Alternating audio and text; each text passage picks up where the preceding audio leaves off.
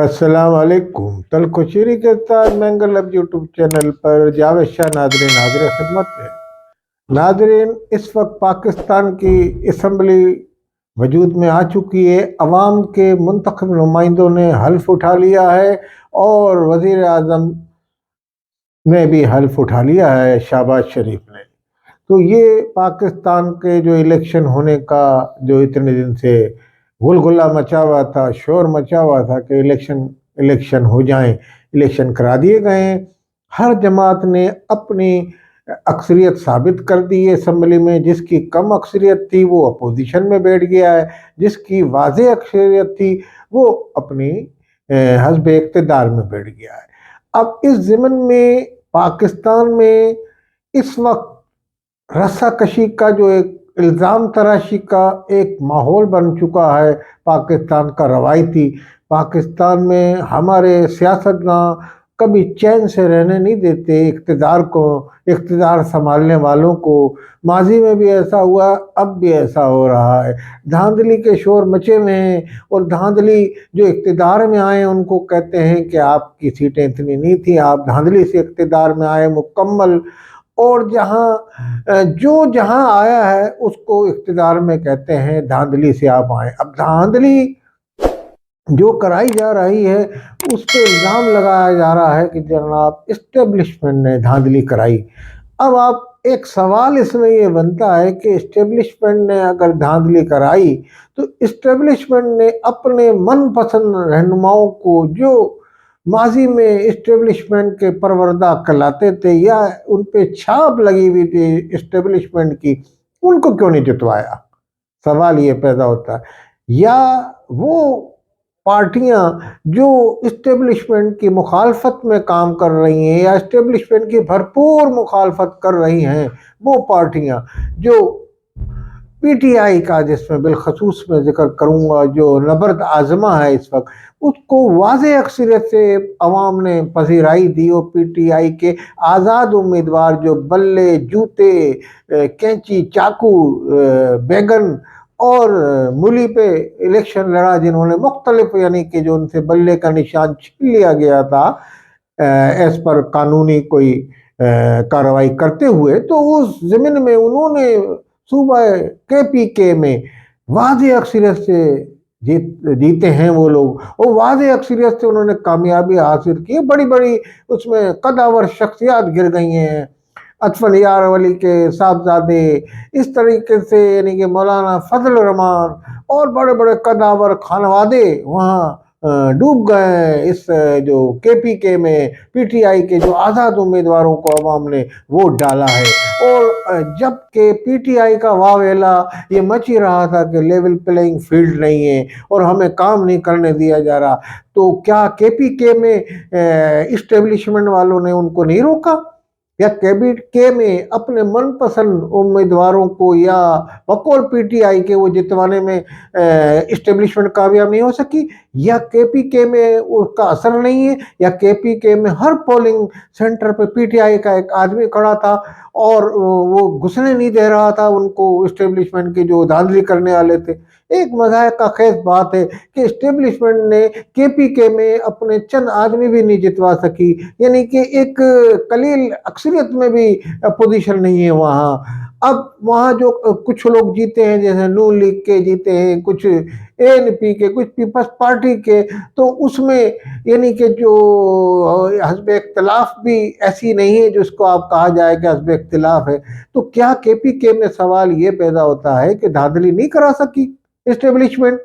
تو یہ ایک لمحہ فکری ہے کہ کے پی کے میں اتنی زیادہ سیکورٹی ہے، یا کوئی ٹیکنیکل طریقے سے، یا فارم 47 کے ذریعے یا 45 کے ذریعے جو بھی کچھ ہوا وہ ٹیکنیکل بنیاد پہ کسی بھی جگہ پہ نہیں کرا سکی؟ یہ تو ایک سوال پیدا ہوتا ہے۔ مگر عوام نے جو پی ٹی آئی کو، اس میں کوئی شک نہیں، عوام نے پی ٹی آئی کے امیدواروں کو بھرپور ووٹ دیا ہے، اور اگر پی ٹی آئی کا بلے کا نشان ہوتا تو ایک واضح طور پہ وہ اکثریت سے جیتتے۔ مگر جہاں لوگ مخالف جیتے ہیں پی ٹی آئی کے، تو پی ٹی آئی کو یہ تسلیم کرنا چاہیے کہ وہاں ان کا مینڈیٹ بھی تسلیم کرنا چاہیے۔ پی ٹی آئی کو کے پی کے میں مینڈیٹ ملا، اس میں दो राय नहीं है। यानी कि KPK में यानी कि खातून एक घड़ी लगा रही थी असेंबली में, तो उसको भी बर्दाश्त नहीं किया PTI के जो कैंडिडेट हैं, जो उम्मीदवार वहां जीते हैं, उन्होंने उस पर ऐसी तनकीद की कि मैं उसका यहाँ जिक्र भी नहीं कर सकता। तो कहने का मकसद ये है कि आप हस्ब इख्तिलाफ को बर्दाश्त करें, वहाँ एक कलील तादाद में हस्ब इख्तिलाफ की, उसको आप इज्जत दें, और आपको भी इज्जत दी है अवाम ने, तो आप उस इज्जत का एहतराम करें और आप अपनी अवाम की खिदमत करें, और लड़ाई की पॉलिसी जो है उसको ख़त्म कर दें KPK में। यानी कि अगर आपकी PTI की हुकूमत में बनी है तो लड़ाई की पॉलिसी मैं समझता हूँ KPK में नहीं, पूरे पाकिस्तान में, यानी कि वफाक में आप आएँ, वफाक में आपको कौमी असम्बली में आपको वाज़ अक्सरियत नहीं मिल सकी, और शहबाज शरीफ वज़ीर आज़म नून लीग को मिलके उन्होंने, पीपल्स पार्टी ने और दूसरी जमातों ने मिलके हुकूमत बना ली MQM ने। तो अब आप उसको तस्लीम करें, उनका मैंडेट तस्लीम करें, जैसा मैंडेट है। आप उसको कहते हैं ये जाली मैंडेट है, धांधली से आए, इनकी सीटें नहीं है, ये असम्बली यूँ नहीं है, तो क्या वो असम्बली तोड़ दें, ख़त्म कर दें? आप इस जाली असम्बली अगर वो बन के आए वज़ीर आज़म, जाली वज़ीर आज़म बकौल आपके, तो आपने भी तो हल्फ उठा दिया कायदे अपोजिशन के हवाले से।